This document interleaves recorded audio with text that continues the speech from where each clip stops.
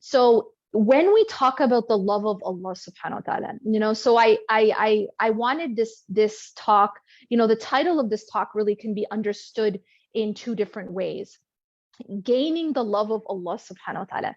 This can be understood as gaining the love that Allah subhanahu wa ta'ala would show us, but it also can be understood as increasing in our love for Allah subhanahu wa ta'ala.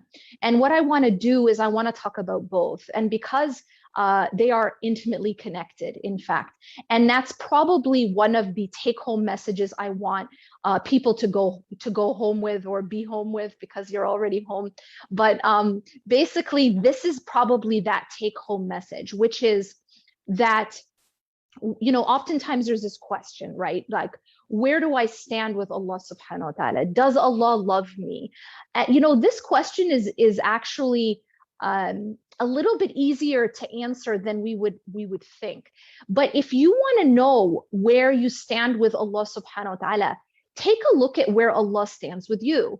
What position does Allah have in your heart? What position does Allah subhanahu wa ta'ala have in your life, in how you live your life, in how you act, in your interactions with the creation, in how you make your money, in how you spend your money, in how you spend your free time, in how you are when you go out, how you guard your eyes, how you guard your tongue and your ears. These are all actually reflections of where Allah subhanahu wa ta'ala is in your life. And that is in fact a reflection of your standing with Allah subhanahu wa ta'ala. They're actually completely connected. So if a person, feels like, I don't know if Allah loves me.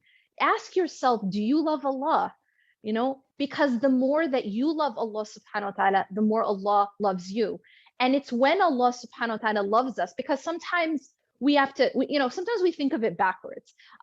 So we might think that, okay, because I love Allah, Allah loves me. But actually, because Allah loves you, He put the love in your heart and He allowed you to worship Him, and He allowed you the ability to know Him. I mean, from the very beginning, the greatest manifestation of Allah's love is that He chose Islam for you. Whereas there are other people who have not been given that gift. And Islam itself is a gift, because, when you look at the Arabic word for guidance, for example, it is hidayah, and hidayah means gift. Guidance itself is the greatest gift. So Allah subhanahu wa ta'ala, His greatest manifestation of His love for you is that He chose you to be a believer, that He chose you to be Muslim, that He chose you to be even higher a mu'min, a believer. And that the higher that you can get in terms of your obedience to Allah subhanahu wa ta'ala, the more that is a manifestation of Allah subhanahu wa ta'ala's love for you.